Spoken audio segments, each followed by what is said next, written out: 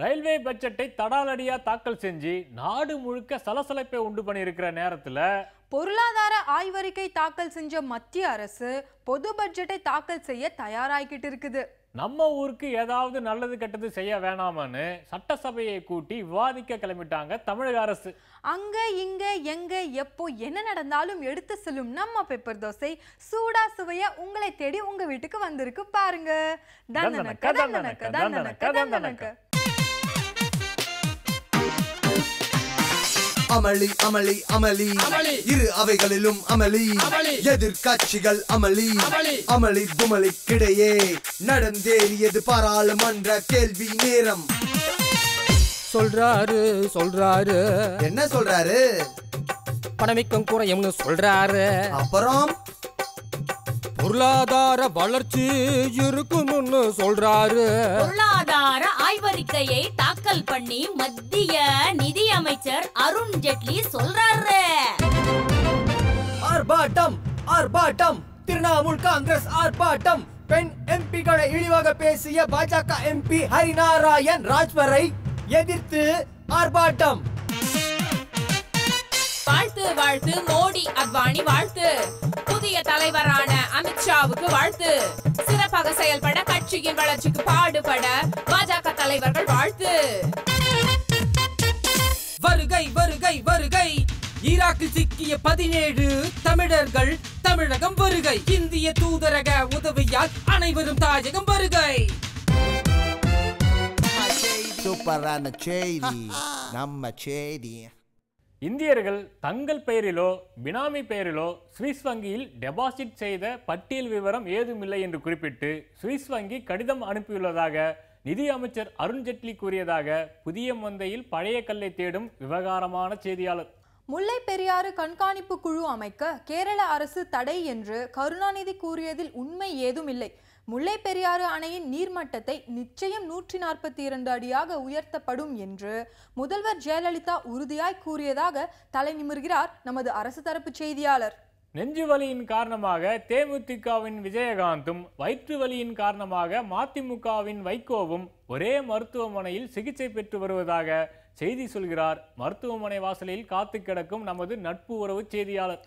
காங்கிரசுக்கு எதிர்க்கட்சி அந்தஸ்து அளிப்பதில் ஆளும் பாஜக அரசு உள்நோக்கத்துடன் செயல்படுகிறது என்று காங்கிரஸ் கட்சியின் செய்தி தொடர்பாளர் ஆனந்த் சர்மா போட்டு தாக்க, எதிர்க்கட்சி அந்தஸ்து வழங்குவது மக்களவைத் தலைவரின் முடிவையே சார்ந்தது. பாஜகவுக்கோ அல்லது தேசிய ஜனநாயக கூட்டணிக்கோ இதில் எந்த பங்கும் இல்லை என்று நாடாளுமன்ற விவகாரத்துறை அமைச்சர் வெங்கையா நாயுடு விளக்கம் அளிக்க, மக்களவையில் காங்கிரசுக்கு எதிர்க்கட்சி பதவி அளிக்க கோரி மக்களவை தலைவர் சுமித்ரா மகாஜனை காங்கிரஸ் மூத்த தலைவர் மல்லிகார்ஜுன கார்கே நேரில் சந்தித்து வலியுறுத்தியுள்ளதாக பரபரப்பு செய்திகளை பறக்க விடுகிறார் நமது நாடாளுமன்ற செய்தியாளர். 1998ஆம் ஆண்டு ஜோத்பூரில் ஹம் சாத் சாத் திரைப்படத்தின் படப்பிடிப்பின் போது 2 மான்களை வேட்டையாடிய வழக்கில் நடிகர் சல்மான் கானுக்கு 5 ஆண்டு சிறை தண்டனை விதித்து கீழ் நீதிமன்றம் தீர்ப்பளிக்க, அதற்கு ராஜஸ்தான் உயர் நீதிமன்றம் தடை விதிக்க, அதற்கு எதிராக ராஜஸ்தான் மாநில அரசு உச்ச நீதிமன்றத்தில் மேல்முறையீட்டு மனு தாக்கல் செய்ய உச்ச நீதிமன்றம் 4 வாரத்திற்குள் பதில் அளிக்குமாறு சல்மான் கானுக்கு உத்தரவிட்டுள்ளதாக கூறுகிறார் நமது வனவிலங்கு பாதுகாப்பு செய்தியாளர். காங்கிரஸ் ஆட்சி காலத்தில் விவிஐபிக்களுக்கு ஹெலிகாப்டர் விற்பனை செய்த இத்தாலி பிரிட்டிஷ் கூட்டு நிறுவனமான அகஸ்டா வெஸ்ட்லேண்ட் கம்பெனியிடம் லஞ்சம் பெற்றதாக தொடரப்பட்ட வழக்கில் ஆந்திர மாநில ஆளுநர் நரசிம்மனிடம் சிபிஐ விசாரணை நடத்தியதாக கூறி காலியாக போகும் நாற்காலியை எட்டி பிடிக்க பாய்கிறார் நமது முந்திரிக்கொட்டை செய்தியாளர். தொடர்ந்து 4வது முறையாக உலகக்கோப்பை போட்டியில் விளையாடி வரும் ஜெர்மன் வீரர் க்ளோஸ் 16 கோல்களை அடித்து பிரேசிலின் முன்னாள் வீரர் ரொனால்டோவின் உலக சாதனையை முறியடித்து புதிய உலக சாதனையை படைத்துள்ளதாக கூறி தங்க காலனி கனவு காண்கிறார் நமது உலகக்கோப்பை செய்தியாளர் என்று கூறிக்கொண்டு நாங்களும் அடுத்த செய்திக்கு தாவுகிறோம். சிக்குபுக்குன்னு கர்நாடகாவில் கிளம்பின கவுடா எக்ஸ்பிரஸ் பாஞ்சு போய் பாராளுமன்றத்தில் மையம் கொண்டுருச்சு. எனக்கு அது இல்லை, உனக்கு இது இல்லை, எங்களை புறக்கணிச்சிட்டாங்க, உங்களை கவனிக்கலன்னு அந்த பட்ஜெட்டில் ஏகப்பட்ட ஆதரவு எதிர்ப்பு கருத்து அத்தனையும் ஒண்ணு விடாம அலசி ஆராய்ஞ்சா அடுத்த பட்ஜெட்டே வந்து சேர்ந்துடும். அதனால அங்கங்க என்ன நடக்குது ஏது நடக்குதுன்னு ஒவ்வொரு பிளாட்ஃபார்மா எட்டி பார்த்துட்டு வந்துருவோம் வாங்க. வந்தாச்சு மோடி அரசின் முதல் பட்ஜெட், அதுதாங்க ரயில்வே பட்ஜெட். பாராட்டு, எதிர்ப்பு, ஆரவாரம், கண்டனம்னு அத்தனையையும் கலந்து கட்டி எதிர்கொள்கிற பட்ஜெட். ரயில் வரத்துக்கு முன்னால அதோட தடதட சவுண்டு வர்ற மாதிரி பட்ஜெட் தாக்கல் பண்றதுக்கு முன்னாலேயே கண்ணா பின்னான்னு கட்டணத்தை ஏத்திட்டாங்க. அப்புறம் என்ன, இது கட்டண உயர்வு இல்லாத பட்ஜெட்டுன்னு தனியா வேற சொல்லணுமாக்கும். இந்த பட்ஜெட்ல என்னென்ன சிறப்பு அம்சங்கள்னு பார்ப்போம். முதல்ல குறிப்பிட வேண்டிய விஷயம் கஜானா காலின்னு ரயில்வே மினிஸ்டர் கையை விரிச்சு காட்டினதுதான். இதுவரைக்கும் ரயில்வே பட்ஜெட்டுகள்ல அறிவிச்ச திட்டங்களை எல்லாம் நிறைவேற்றணும்னா 1,82,000 கோடி வேணுமாம். அவ்வளவு பணம் இல்லாததால கடந்த 30 வருஷமா 674 திட்டங்கள் அறிவிச்சாலும் 317 திட்டங்கள் தான் நிறைவேறி இருக்காம். அதுல நிலுவையில நிக்கிற 4 திட்டங்கள் 30 வருஷமா நிக்குதாம். இன்னும் இந்த பட்ஜெட்ல அறிவிச்சதுல எத்தனை நிறைவேறும்னு தெரியல. அதனால என்ன பண்ண போறாங்கன்னா, ரயில்வே கக்கூஸ் கிளீன் பண்றதுல இருந்து பல வேலைகளை தனியார் மயமாக்க போறாங்க. அந்நிய முதலீடுகளுக்கு வேக வேகமா பச்சை கொடி ஆட்ட போறாங்க. மொத்தம் தமிழ்நாட்டுக்கு 5 ரயில்கள் புதுசா அறிவிச்சிருக்காங்க. சூப்பர் பட்ஜெட்னு பாராட்டு மழை பொழிஞ்சிருக்காங்க நம்ம முதல்வர் ஜெயலலிதா. ஆனா மற்ற ரயில்வே பட்ஜெட்டுகளோட ஒப்பிடும்போது இது ரொம்ப கம்மியான ரயில்கள் தான். ஆனாலும் விட்ட 5 ரயில்களும் தமிழ்நாட்டில இருந்து வேற மாநிலங்களுக்கு போற ரயில்கள் தான்னு வேதனையோட சுட்டி காட்டியிருக்காரு பாஜகவோட கூட்டணி கட்சி தலைவர் பாமக ராமதாஸ். இன்னொரு பக்கம் குஜராத், மகாராஷ்டிரா, கர்நாடகா இந்த 3 மாநிலங்களுக்கு தான் முக்கியத்துவம் தந்திருக்கு ரயில்வே பட்ஜெட்டுன்னு பல பேர் குற்றம் சாட்டி கொடி பிடிக்கிறாங்க. கேரளா, பஞ்சாப், மேற்கு வங்காளம் மாதிரியான மாநிலங்களுக்கு சுட சுட அல்வா கிண்டி கொடுத்துருக்காங்க. இதனால ஆத்திரமான மம்தா கட்சிக்காரங்க பார்லிமெண்ட்ல அமளி செஞ்சு பரபரப்பை கிளப்பி இருக்காங்க. நான் மட்டும் எம்பியா இருந்தேன்னா பார்லிமெண்ட்ல என்ன பண்ணி இருப்பேன்னா தெரியாதுன்னு கோபத்துல பல்லை கடிச்சிருக்காங்க பானர்ஜி. இப்படி பலதரப்பட்ட ரியாக்ஷன்களை சந்திச்சிருக்கு நம்ம மோடி அரசாங்கத்தோட ரயில்வே பட்ஜெட். உதவுற பிரச்சனையோ, உதவாக்கார பிரச்சனையோ, இல்ல ஊழல் பிரச்சனையோ நம்ம பங்குக்கு ஏதாவது கருத்து சொல்லலைன்னா நம்மள அரசியல்வாதின்னு ஒரு பயலும் மதிக்க மாட்டான்.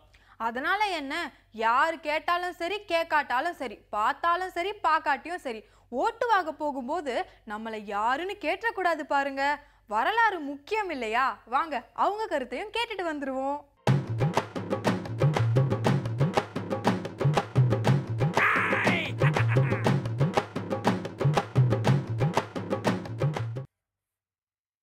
காஷ்மீரில் போன முறை நடந்த லோக்சபா தேர்தலில் அங்கே இருக்கிற 6 தொகுதிகளில் 3 தொகுதிகளில் பாஜக ஜெயிச்சிருச்சுங்க. நான் ஒத்துக்கிறேன், ஜெயிச்சிட்டாங்கன்னு. ஆனால் அதே மாதிரி வர சட்டசபை தேர்தல்லையும் அவங்க எல்லாத்தையும் பிடிச்சிரோன்னு, அங்கே இருக்கிற பெரும்பான்மையை அடைஞ்சிரோன்னு அப்படின்னு துடிக்கிறாங்க. பாஜகவோட அந்த கனவு நிறைவேறாதுங்க. ஒருவேளை அப்படி அவங்க வந்து ஆட்சியை பிடிச்சிட்டாங்கன்னு வச்சுக்கோங்க, நான் இந்த நிமிஷமே நான் அரசியலேருந்து ஓய்வு பெற்றுறேங்க. அரசியலேருந்தே வெளியே போயிடுறேன். ஆமாங்க, உண்மைதான், எழுதி வச்சுக்கிங்க வேணாம். இப்படி அவங்க ஜெயிச்சா நான் போயிடுவேன்னு சொன்னது நான் இல்லைங்க, ஜம்மு காஷ்மீர் முதல்வர் உமர் அப்துல்லா. ஐசைஸ் போலைஸ் கப்பைஸ் குச்சாய்ஸ். போன ஆட்சியில் இந்த மத்திய அரசாங்கம் இருக்காங்கல்ல, அவங்க பொறுப்பே இல்லாம அலட்சியத்தோடு இருந்தது தான் இந்த பெட்ரோல் டீசல் விலை உயர்வுச்சு இல்லையா, அதுக்கு மிகப்பெரிய காரணங்க. நான் என்ன சொல்றேன்னா, அந்த கூட்டணி அரசு வந்து அவங்களுக்குன்னு ஒரு கொள்கைகள் வச்சிருப்பாங்க. இப்ப இருக்க மத்திய அரசாங்கம் அந்த கொள்கையெல்லாம் நீக்கிட்டு தனக்குன்னு ஒரு கொள்கை, அதாவது இந்த பெட்ரோல் விலை, டீசல் விலை அதெல்லாம் இவங்களே நிர்ணயிக்கணும் அப்படின்ற கொள்கையை கொண்டு வந்துட்டாங்கன்னு வச்சுங்களேன், சாமானிய மக்கள் ரொம்ப சந்தோஷமா இருப்பாங்க. அப்படி அந்த கொள்கையை கொண்டு வந்த உடனே இப்ப ஏற்கனவே இந்த அவங்க ஆட்சிக்கு வந்துட்டு பெட்ரோல் டீசல் எல்லாம் உயர்த்தினாங்க இல்லையா, அதை திரும்ப பெற்றுட்டாங்கன்னு வச்சுங்களேன், மக்கள் குதூகலமா குஷியா இருப்பாங்க.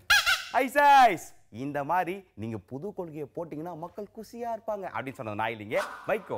ஐசைஸ் போலைஸ் கப்பைஸ் குச்சாய்ஸ். பூவு பூவு பூவு, முல்லைப்பூ, மல்லிப்பூ, ஜாதிப்பூ, கனகாம்பரம், பூ வாங்கலையோ பூவு. நம்ம சூப்பர் ஸ்டார் ரஜினிகாந்த் இருக்காங்களே, கோச்சடையான் படத்துக்கு அப்புறம் இப்போதான் லிங்கா அப்படின்ற படத்தில் நடிச்சிட்டு இருக்காங்கன்றது நம்ம எல்லாருக்குமே தெரியும். இந்த படத்தோட ஷூட்டிங் கூட ஆந்திராவில் அனாஜ்பூர் அப்படின்ற ஊரில் பார்த்தீங்கன்னா பெரிய லெவலில் செட்டு போட்டு ஷூட்டிங்லாம் நடத்திக்கிட்டு இருந்திருக்காங்க. திடீர்னு பார்த்தா அந்த ஊரில் இருக்க மக்கள்லாம் அப்படியே திரண்டு வந்து இங்கே ஷூட்டிங்லாம் நடத்தப்படாது, நிறுத்திடுங்க அப்படின்னு சொல்லியிருக்காங்க.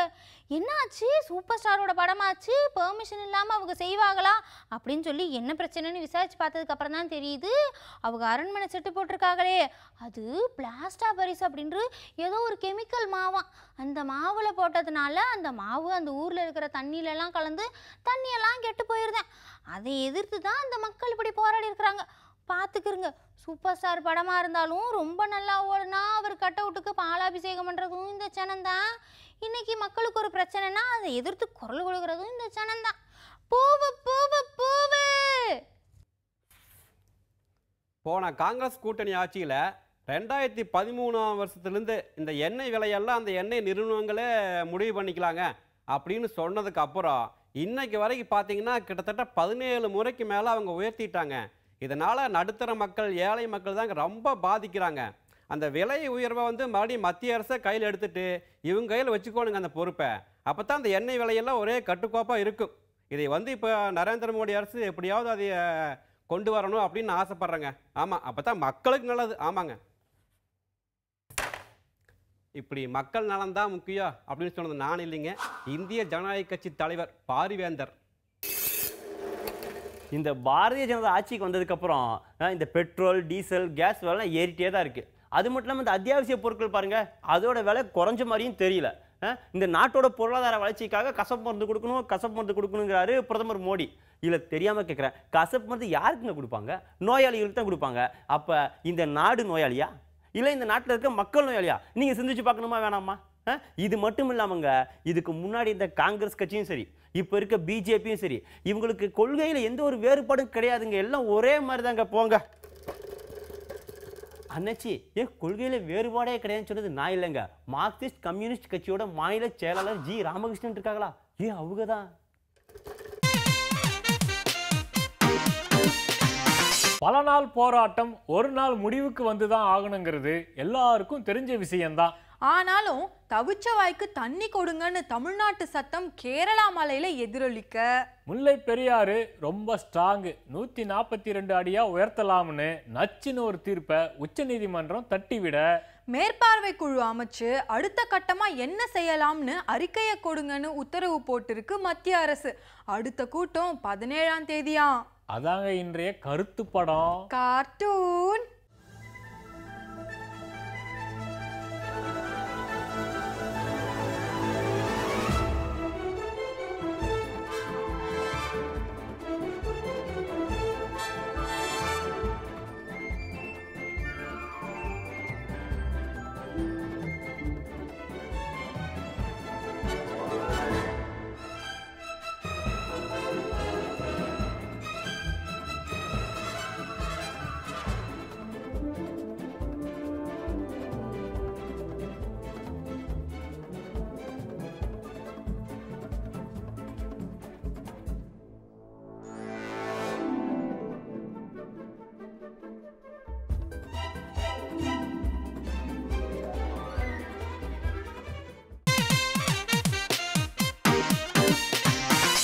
கருப்பு தான் எனக்கு பிடிச்ச கலரு. என்ன பரமசிவா, பாட்டெல்லாம் பலமா இருக்குது. என்ன கருப்பு தான் உனக்கு பிடிக்குமா? உண்மையிலே கருப்பு தான் இப்ப ரொம்ப பிடிச்ச கலரு. ஏன் கேட்டீங்கன்னா, சில கருப்பு சட்டை எவ்வளவு வச்சிருக்கேன் தெரியுமா, கருப்பு பேண்ட் எவ்வளவு வச்சிருக்கேன் தெரியுமா, கருப்பு கலர்ல ஆடு வளர்க்குறேன், கோழி வளர்க்குறேன், சைக்கிள் கருப்பு கலர் பெயிண்ட், பைக்கு கூட கருப்பு கலர் தாங்க. அப்போ பணமும் கருப்பா தான் வச்சிருக்கிறியா? என்ன பண்ண இப்படி கேட்டீங்க? நம்ம கிட்ட எதுவும் கருப்பு பணம் இல்ல, ஒருவேளை நீயும் கருப்பு பணம் நிறைய வச்சிருந்து சுவிஸ் பேங்க்ல அக்கௌண்ட் ஓபன் பண்ணிட்டியோன்னு கேட்டேன். பண்ண நம்மள நம்பி நம்ம டீ கடையிலே அக்கௌண்ட் ஓபன் பண்ண மாட்டேங்கிறாங்க. இது சுவிஸ் பேங்க் வரைக்கும் போயிட்டீங்க நீங்க. இல்ல சும்மாதாப்பா கேட்டேன். இப்ப ஏன்னா நாடு முழுவதுமே அங்கிருந்து கருப்பு பணத்தை கொண்டு வர போறோம்னு சொல்றாங்களே, அதை பத்தி தான் ஒரே பேச்சா இருக்குது. உண்மைதான். இப்ப முதல் விஷயம் என்னன்னா, கருப்பணம்னா என்னன்னு தெரியுமா? நிறைய பேர் கருப்பணம்னா பணம் கருப்பா இருக்குமான்னு நினைச்சுக்கிறாங்க. அப்படியெல்லாம் இல்லப்பா. இப்ப என்ன, நம்ம நியாயமா சம்பாதிக்கிறோம், நம்ம அது மாதிரி சின்ன சின்ன குப்பனுக்கெல்லாம் அதை பத்தி ஒன்றும் தெரியாது, அதை பத்தி தெரிய வேண்டியதும் இல்லை. எனக்கு கருப்பு பணம்னா நம்ம சம்பாதிக்கிற பணத்துக்கு நியாயமான முறையில கணக்கு காட்டணும். ஓகேங்க. கணக்கு காட்டினதுக்கு அப்புறம் அதுக்கு வரி செலுத்தணும். ஓ, இவ்வளவு பணம் வருமானம் வந்திருக்கு. ஆமா அப்படின்னு. ஆமா. அப்புறம் அது ஒரு லெவலுக்கு மேல போயிட்டுனா அதுக்கு வரி கட்டணும். இந்த வரி கட்டாம அரசாங்கத்துக்கு தெரியாம ஏமாத்தி வைக்கிறோம் பாத்தியா பணம். ஓ, இதுதான் கருப்பு பணங்கிறாங்க. சிலதெல்லாம் வந்து முறைகேடான முறையில நிறைய பணங்கள் வரும். முறைகேடான முறைனா இப்ப இந்த பெரிய பெரிய லெவல்ல ஊழல் பண்றது, அடேப்பா, இந்த மாதிரி பணங்களை சொல்றாங்க இல்லையா. திடீர்னு இந்த கள்ளக்கடத்தல், இந்த தங்கம் கடத்தல், இப்ப விஷயங்கள் நிறைய பணம் லம்பா வரும். ஆமா ஆமா, அந்த பணத்தை எல்லாம் கருப்பு பணம்னு சொல்றாங்கப்பா. ஓ, இதெல்லாம் தான் கருப்பு பணம். ஆமா. ஓ, நான் இந்த கள்ள நோட்டு மாதிரி இது ஒரு நோட்டோ? இல்ல இல்லப்பா, அப்படி நம்ம மக்கள் தப்பான பணமெல்லாம் நல்ல பணம் தான். இந்த கணக்கு காட்டாம இருக்காட்டி கருப்பு பணம். சூப்பர் சூப்பர், அருமையா சொன்னீங்க. இப்ப கருப்பு பணம்னு சொன்னாவே சரியா, சுவிஸ் பேங்க் தான் நம்ம எல்லாத்துக்கும் ஞாபகம் வரும். ஏன் எல்லாரும் கூட சுவிஸ் பேங்க்லயே போடுறாங்க? இது மாதிரி பேங்க் நிறைய இருக்குது இப்போ உலகத்துல. அமெரிக்காவில் இருக்குது, அமெரிக்காவோட காலனி நாடுகள் நிறைய இருக்குது, குட்டி குட்டி தீவுல எல்லாம் கூட இந்த மாதிரி பேங்க் எல்லாம் இருக்குது. ஆனா இதுல நம்பகமான பேங்க் கருப்பு பணம் அப்படின்னாவே சுவிட்சர்லாந்து தான். ஓ, இப்ப எப்படி கிரிக்கெட்ல டெண்டுல்கர்னு சொல்றோம், அது மாதிரி இந்த மாதிரி விஷயத்துக்கு அந்த பேங்க் தான், சுவிட்சர்லாந்து தான். சரி சரி. அது மட்டும் இல்லப்பா, அங்க வந்து ஏன் பணத்தை போடுறாங்க அப்படிங்கிறதுக்கு நிறைய காரணம் இருக்குது. முக்கியமா முதல் காரணம் என்னன்னா, அங்க போய் நீ அக்கௌண்ட் ஓபன் பண்ணா அந்த பணத்தை பத்தி அவங்க எதையுமே கேட்க மாட்டாங்க. இந்த பணம் எப்படி வந்துச்சு, எப்படி சம்பாரிச்சீங்க, இந்த மாதிரி விவரமெல்லாம் நீ ஒண்ணுமே சொல்ல வேண்டியது இல்ல. அடேப்பா, நீ இப்ப உள்ளூர்ல போய் ஒரு பேங்க்ல நீ அக்கௌண்ட் ஓபன் பண்ண என்ன பண்ணணும்? ஏங்க ரேஷன் கார்டு கேட்பாங்க, ID proof, address proof, photo, அது செக்யூரிட்டி சைன். நான் மாசம் மாசம் வெறும் 500 ரூபா தான் அக்கௌண்ட்ல போட்டு சேர்த்து வைக்கலாம் நினைப்பேன். இதெல்லாம் நீ நியாயமா சம்பாதிச்சு பணத்தை கொண்டு போய் போறதுக்கே இவ்வளவு கேட்கறாங்க. ஆனா அங்கெல்லாம் அப்படி ஒண்ணும் வேண்டியது இல்ல. நீ பணத்தை கொண்டு போய் போட்டா போதும், உன் பேரு கூட வேண்டியது இல்ல அவங்களுக்கு. அப்பா, ஆமா, ஏதோ ஒரு புனை பேரு அவங்களா கூட வச்சுக்குவாங்க. அது மட்டும் இல்லாம ஒரு எண் கொடுப்பாங்கப்பா. 34 இலக்கம் கொண்ட ஒரு எண். அடேப்பா, நம்ம ஊர்ல 16 இலக்கம் தான் கொடுப்பாங்க. ஆமா, அங்க பெரிய பணம் போலாங்குதல்ல, பணம் அதிகமா இருக்கனால எண்ணு அதிகம். அந்த எண்ணு தான் உனக்கு எல்லா விஷயத்தையும் காட்டி கொடுக்கும். அது மட்டும் இல்லப்பா, இந்த எண் வந்து அங்க இருக்கிற ஒரு அதிகாரி, மேலதிகாரி, இந்த 2 பேருக்கு மட்டும்தான் தெரியுமாமா. அங்க வேலை செய்யற மத்தவங்களுக்கு கூட தெரியாதாமாப்பா. அது மட்டும் இல்லாம பணம் வைக்கும்னு சொல்றோம் இல்லைங்களா, அது மாதிரி பணம் வைக்குமே அந்த நாட்டுல வராதாமா. பணவீக்கமே வராது. இப்ப பாத்தீங்கன்னா இப்போ பணவீக்கம் எவ்வளவு கேட்டா சைபர் தாங்க. அந்த மாதிரி வச்சிருக்காங்க. அந்த வெறும் 0 பணவீக்கம். ஆமா, அங்க. அடே அப்பா, அதனாலதான் கொண்டு அங்க பணத்தை கொட்டுறாங்க. சரிங்க, எனக்கு என்ன சந்தேகம்னா, இப்ப நம்ம ஊர்ல எல்லாம் பணத்தை ஏதாவது பேங்க்ல பண்ணுவீங்களா, ஒரு மஞ்ச பைக்குள்ள வச்சுக்கிட்டு கக்கத்துல வச்சுட்டு போவாங்க, அப்படின்னு ஒரு சூட் கேஸ்ல வச்சு மெல்ல பம்பி எடுத்துட்டு போவாங்க, அப்படின்னு ஒரு தோல் பேக்ல வச்சு எடுத்து போவாங்க. இது வந்து கொஞ்சம் அமௌண்ட். சரியா? இப்ப உங்க கிட்டத்தட்ட அவ்வளவு கோடி இவ்வளவு கோடிங்கிறீங்களே, இவ்வளவு பணத்தை எப்படி எடுத்துட்டு போக முடியும்? இப்ப நம்ம நாட்டை சேர்ந்தவங்க வெளிநாடுகள்ல ஏதோ ஒரு ஒப்பந்தம் போட்டாங்கன்னு வச்சுங்களேன், அந்த நாடு நம்மளுக்கு கமிஷன் கொடுக்கு. அப்பா, லஞ்சம் பணம் ஏகப்பட்டதை கொடுப்பாங்க. அதையே நம்ம ஆளுங்க இந்தியாவுக்குள்ள கொண்டு வந்துடாதீங்க, அப்படியே சுவிஸ் பேங்க்ல போட்டுருங்க அப்படின்றாங்க. அதாவது அந்த பணம் இவங்க கண்ணிலே பார்க்க மாட்டாங்க. கண்ணிலே நம்ம கூட பணத்தை கண்ணில் பார்ப்போமாப்பா. அங்க லட்சக்கணக்கான கோழியை போட்டு வச்சுக்கிறவங்க அது கண்ணும் கூட பார்க்க மாட்டாங்க. அங்க பணம் இருக்குதுன்னு தெரிஞ்சு உட்காந்துக்க வேண்டியதுதான். அப்படியே நேரம் அங்க போயிடும். நேரம் அவங்களே கொண்டு போட்டுருவாங்க. அந்த அளவுக்கு பணத்தை கொண்டு அங்க போடுறாங்க. இதான் போற முறை இதுதான். ஓஹோ, ஆனா பாத்தீங்கன்னா இப்ப மத்தியில் அமைஞ்சிருக்காங்க அரசாங்கம், அவங்க வந்து இந்த கருப்பு பணத்தை கண்டிப்பா மீட்போம். கண்டிப்பாப்பா, வந்தோடனே சொல்லிட்டாங்கல்ல, அதுக்குன்னு ஒரு நீதிபதி வச்சு ஒரு குழுவே போட்டிருக்காங்க. அவங்க வேலையை தொடங்கிட்டாங்க. அவங்க வந்து அந்த லிஸ்ட்டை கொடுக்குறோன்னு சொல்லியிருக்காங்கப்பா. ஆனா அப்படி அந்த பணம் வந்து நாட்டுல என்ன நல்லது நடக்கும் தெரியுங்களா? விஷயம் சரிங்களா, அதாவது என்ன பண்ணுவாங்கன்னா 30 வருஷத்துக்கு வரியே இல்லாம பட்ஜெட் போடலாங்களாம் அந்த பணத்தை வச்சு. ஆமா, சரிங்களா, அங்க இருக்க பணம் இங்க வந்ததுன்னா விஷயம் அது பண்ணலாம். ரெண்டாவது விஷயம் சரிங்களா, இப்ப இந்த வளரும் நாடுகள் அமெரிக்கா வல்லரசுலாம் இருக்கு. ஆமா, அதையெல்லாம் தாண்டி நம்ம வல்லரசு ஆயிருவோம், நம்ம இடத்துக்கு போயிருவோம். அப்பா, சரிங்களா. இதை தாண்டி 3வது விஷயம் சரிங்களா, அந்த பேங்க்ல எவ்வளவு பணம் இருக்குன்னு தெரியுமா உங்களுக்கு? அது எத்தனையோ லட்சம் கோடி சொல்றாங்க, கடை தெரியலையே. ஆமா, அதாவது 1,00,000 ட்ரில்லியன் டாலர்ஸ்ங்கறாங்க. அப்பா, கம்ப்யூட்டரே வெடிச்சிரும் போல இருக்கு. அந்த பணத்தை நம்ம இந்திய ரூபாய் படி கணக்கு போட்டு பார்த்தோம்னா சரியா, அதை நமக்கெல்லாம் ஒவ்வொருத்தருக்கும் பிரிச்சு கொடுக்கறாங்கன்னு வைங்களேன், ஒவ்வொரு தலைக்கும் சரிங்களா ஒவ்வொருத்தருக்கும் 2.5 லட்சம் ரூபா வருங்களாம். இந்தியாவில் இருக்கிற அத்தனை பேருக்கு ஒவ்வொருத்தருக்கும் 2 லட்சமா? ஆமா அப்பாப்பா, சரிங்களா. ஏதோ இந்த அரசாங்கம் வந்த புண்ணியத்துல கொஞ்சம் அப்படியே அந்த கருப்பு பணத்தை கொண்டு வந்து நம்ம எல்லாத்துக்கும் இந்த 3வது திட்டத்துப்படி பிரிச்சு கொடுத்தாங்கன்னு வைங்களா, ஓஹோன்னு நல்லா ஜம்முன்னு இருக்கலாம். இல்ல, அதை சொல்லிட்டாங்க. அந்த ட்ரிப் எப்படியும் அந்த பணத்தை கொண்டு வந்துடுறதா அப்படிங்கிற முடிவு இருக்கிறாங்க. பரமசிவா, ஒன்றும் கவலைப்படாத. இத்தனை விஷயம் சொன்னேன், அப்படியே ஒரு 10 லட்சம் ரூபாய்க்கு ஒரு நல்ல காராவும் பார்த்துட்டு நம்மளுக்கு. காருங்களா? ஆமா, உங்களுக்கா?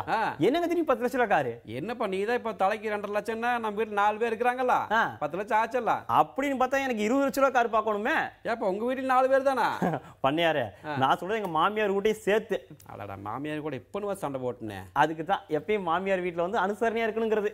ஏதோ ஒரு வகையில பரமசிவம், அங்கிருந்து பணம் வந்தா போதும். நல்லதுதான். ஆமா. புதிய ஆட்சியோட முதல் நிதிநிலை அறிக்கை எப்படி இருக்க போகுதோ, விலைவாசி ஏறுமா ஏறாதா, தமிழ்நாட்டு சட்டசபையில என்ன பேச போறாங்க, கால்பந்து திருவிழாவில் முட்டி மோதி கோப்பையை தட்டி பறிக்க போவது யாரு, இங்கிலாந்துக்கு எதிராக டெஸ்ட் போட்டியில கொடிய நாட்டுமா இந்தியா, இது போல உங்களுக்கு எங்களுக்கு அவங்களுக்கு எவங்களுக்கும் எந்த சந்தேகம் இருந்தாலும் தீர்த்து வைக்க நம்ம பேப்பர் தோசை நாளைக்கும் வரும். எதிர்பார்த்து காத்திருங்க. தண்டனக்கா தண்டனக்கா தண்டனக்கா தண்டனக்கா. இன்னும் பல செய்தி சுவையாய் வருது, தர்பார் தருது, சூடாய் வருது. Check this, my shady. சூப்பரான செய்தி நம்ம செய்தி